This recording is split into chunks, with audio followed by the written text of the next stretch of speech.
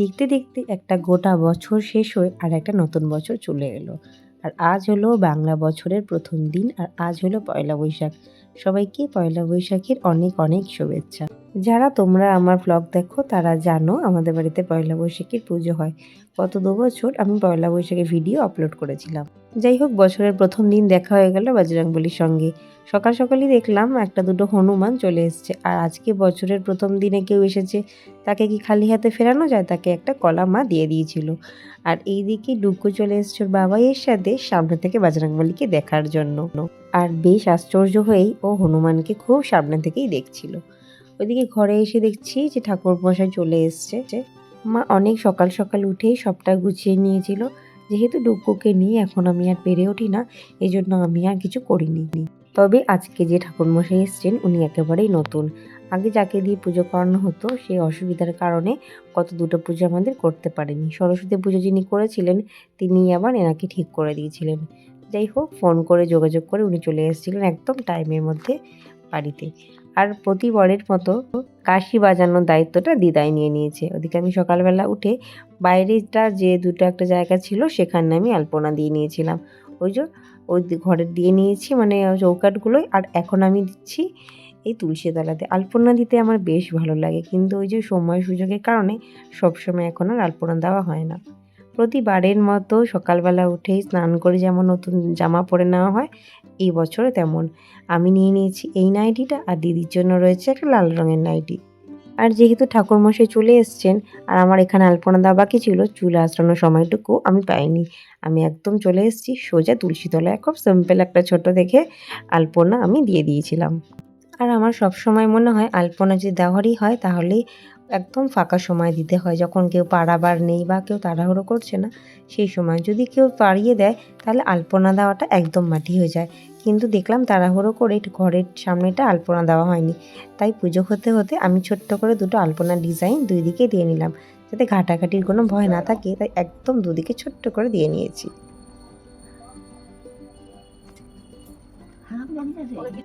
দেবায় গোব্রাহ্মণ্য গীতায় চ জগদ্গীতায় কৃষ্ণায় গোবিন্দায় নমো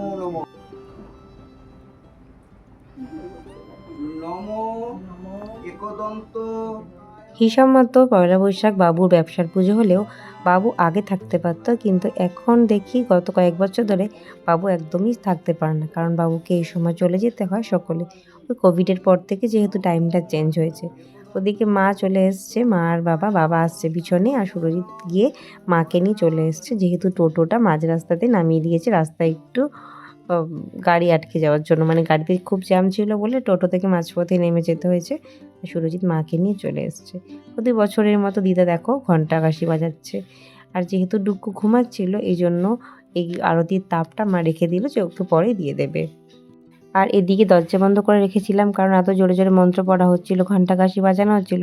ডুগ্গু সবে মাত্র তখনই ঘুমিয়েছিল, তাই জন্য আমি সব বন্ধ করে দিয়েছিলাম। এদিকে মা এখন শাঁখ বাজাচ্ছে আর দিদা বাজাচ্ছে কাশি, আর ভিডিও করার দায়িত্বেই রয়েছি আমি।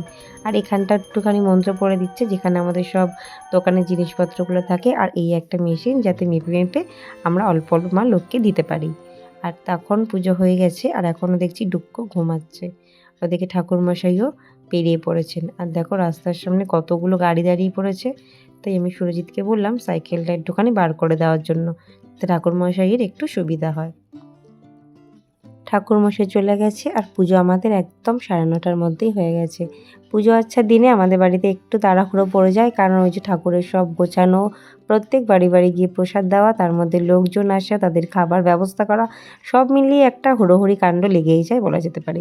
যাই হোক, আগে আমাদের পয়লা বৈশাখে সবাইকে বলা হতো আর সবাই বাড়ি বাড়ি এসে প্রসাদ নিয়ে যেত, মানে বাড়ি থেকে এসে নিয়ে যেত। কিন্তু এখন আর এত তাড়াহুড়োর মধ্যে সেটা হয় না। আর অনেক দিন বাদে চলে এসেছে জেঠিমা, মানে দিদির শাশুড়ি।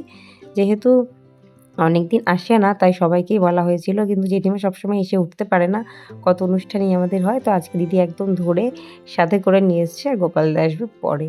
ওদিকে আমি প্রতিবারের মতো যেমন ফল টল গুছিয়ে নেওয়ার দায়িত্বে থাকি সেটাই করছি। কারণ যে নৈবেদ্য সাজানো হয় সেই চালটা আমরা আলাদা করে মাখি, আর সেই চাল মাখাটা আমাদের অনেকেই পছন্দ করে, আর আমরা নিজেরাও খুব ভালো খাই।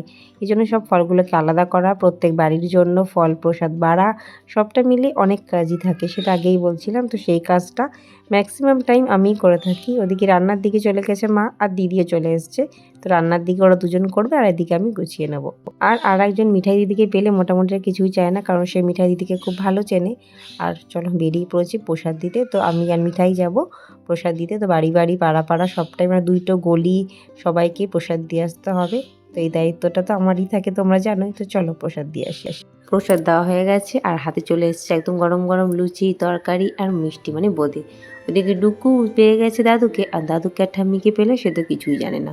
সে এখন দাদুর সাথেই বাইরে ঘুরছে। বাইরে যতই রোদ হোক না কেন, কিন্তু ও বাইরেই ঘুরবে। এদিকে সেদিন ছুটি ছিল না বলে গোপালদা ওয়ার্ক ফ্রম হোম করতে হয়েছে। এদিকে ও বসে গেছে কাজে। আর দিদি এখন খাবে, কারণ সবার খাওয়া ও কমপ্লিট করিয়ে দিয়েছে, মানে ও খাওয়ার সমস্ত ব্যবস্থা করিয়ে দিয়েছে। এখন খাবে। মাছের তেল দিয়েছে আর মাজা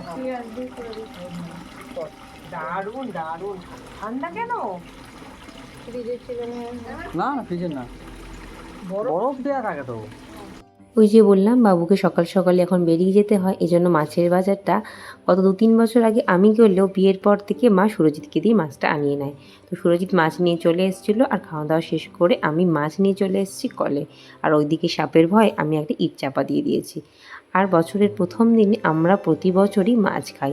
তো আজকেও কাতলা মাছ নিয়ে আসা হয়ে গেছে, আর মাছের সাথে দিয়েছে আমার ভীষণ পছন্দের তেল। তাই মাকে আগেই বললাম তেলটা কিন্তু আর কিছু করো না করো, আমার জন্য অবশ্যই ভাজা করো। তো যাই হোক, এখন মাছের গোনাগুনি হচ্ছে, মানে কপিস মাছ আছে আর মাথা পিছু কজন কপিস করে পাবে সেটাই গোনাগুনি করছিলাম। মাছ ধুয়ে চলে এসেছি রান্নাঘরে, আর মা বলেছিল পটলটা নাড়তে। আর আজকে হবে পটল পোস্ত, আর অনেক লোকজন, এই জন্য পটলের সংখ্যাটাও অনেকটাই। তো মা ভাজা বসিয়ে অন্য কাজ করছিল, মা ততক্ষণ বললো পটলটাকে একটু নেড়ে চেড়ে দিতে।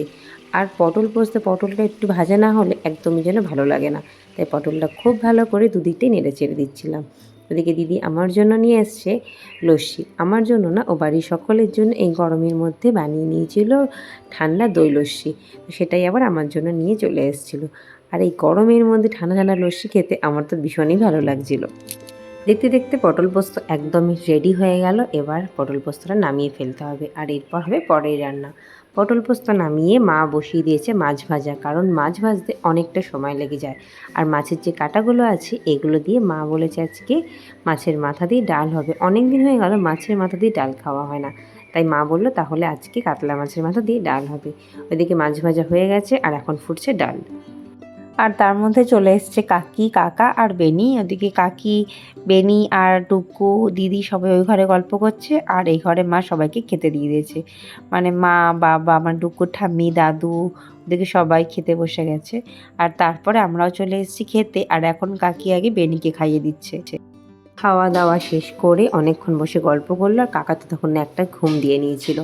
তারপর আমরা সবাই মিলে অনেকক্ষণ রাস্তা দাঁড়িয়ে গল্প করছিলাম, আর এখন ওদের বাড়ি যাওয়ার সময় হয়ে গেছে। ওই জন্য বিকাল হলে বেনি একটু মাঠে খেলতে যায়, তাই জন্য আর লেট করলো না, ওরা বিকাল হতেই বেরিয়ে পড়লো। আবার কাকারও বেরোনোর আছে। যাই হোক, দেখতে দেখতে ওরা চলে গেল। আর এখন আমরা একটু ভাবছি এখানে বসে গল্প করব, কারণ আজকের দিনে বেশ গরম হয়, আর প্রতি বছরই এই বৈশাখের প্রথম দিনে প্রচুর গরম পড়ে। তাই আমরা অনেকক্ষণ গড়ে না গিয়ে আমরা এখানে দাঁড়িয়ে সময় কাটাচ্ছিলাম। আর ওদিকে এখন দুষ্টু, মানে বম্মাসির দুষ্টু, বম্মাসির কোলে এখন গান শুনছে আর একটুখানি ঘুরছে। আর এখানের হাওয়াটা ভীষণ ভালো দেয়। তোমরা অনেকেই জানো আমাদের মাঠের হাওয়াটা কতটা সুন্দর দেয়। এখানে দাঁড়ালে যেন সমস্ত হাওয়াই ফিকে পড়ে যায়। যেহেতু আজকে সারাটা দিন অনেকটা গরম ছিল, আর সকালবেলা যখন পুজো হচ্ছিল ডুক্কু তখন ঘুমাচ্ছিল, তাই এতগুলো জামা হওয়া সত্ত্বেও ওকে একটা জামা পরাতে পারিনি। তাই বিকাল হতেই ওর মিমো বললো ওকে একটা নতুন জামা পরিয়ে দিতে। তাই নতুন জামা পরিয়ে দিতে মিমো আর বাবার সাথে সে চলে গেছিলো ঘুরতে। এক পাক দিয়ে চলে আসার পর ও ঠাম্মি আর দাদু বেরিয়ে পড়লো বাড়ির উদ্দেশ্যে, কারণ তাদেরকে অনেকটা পথে আসতে হবে। আর রাস্তায় আসতেই ডুক্কু উঠে গেল ঠাম্মির কোলে, আর ঠাম্মি এখানে যাওয়ার সময় ওকে বকশিস দিয়ে গেছিলো, সেটা তাড়াহুড়ো করে তোমাদের সাথে শেয়ার করতে পারলাম না। ঠাম্মি দাদু চলে যাওয়ার পর বাড়িতে এসে ফ্রেশ হয়ে নিয়েছিলাম, তারপরে বেরিয়ে পড়েছিলাম হালখাতা করতে। ভেবেছিলাম হয়তো আমরা বসে থাকবো ঘরে আর দিদিরাই বেরোবে, কিন্তু দিদি বলল ও সারাদিনের পর ভীষণ ক্লান্ত লাগছে, আমাকেই রেডি হয়ে বেরিয়ে পড়তে। কিন্তু ডুক্কুকে রেখে আসারই কথা ছিল, কিন্তু আমাদের রেডি হতে দেখে ডুক্কু কান্নাকাটি শুরু করলো। তাই ভাবলাম ওকে ডিম্মার দেওয়া এই জামাটা পরিয়েই নিয়ে আসি। ও গত দিন মানে ও নীলপুজোর দিন এই জামাটাই পরেছিল, তারপরও এই জামাটা পরিয়েই আজকে ওকে নিয়ে এসেছিলাম। আমি চলে এসেছিলাম একটা সানগ্লাসের দোকানে, মানে চশমার দোকানে এসেছিলাম, গোপালদার একটা চশমা নেওয়ার ছিল। যাই হোক, আরও দুটো একটা হালখাতা ছিল, সেগুলো সরাবো বলেই একসাথেই আমরা বেরিয়ে পড়েছিলাম। আর এই যে আর্মেসে মাঠের ওপরে আমরা দাঁড়িয়ে আছি, এখানটা বেশ অনেকটাই হাওয়া দিচ্ছে, আর ডুক্কু এখানে বাবাইয়ের সাথে দাঁড়িয়ে হাওয়া খাচ্ছিল। অনেকগুলো জামা হওয়ার কারণে আমরা ডুক্কুর জন্য কোনো জামাই কিনিনি, প্রায় 7-8টা জামা হয়ে গেছে। ওদিকে ঠাম্মির দেওয়া টাকাটাও রেখে দিয়েছিলাম, তাই বাবাই বলল গরমের জন্য একটা সুন্দর এরকম আরও একটা জামা কিনে নিই। যাই হোক, আরও একটা জামা কিনে নিয়ে আমরা চলে এসেছিলাম আমাদের সোনার দোকানে, আমাদের যেখানে 3 জনেরই একসাথে হালখাতা থাকে, সেখান থেকে হালখাতা সারার উদ্দেশ্যে।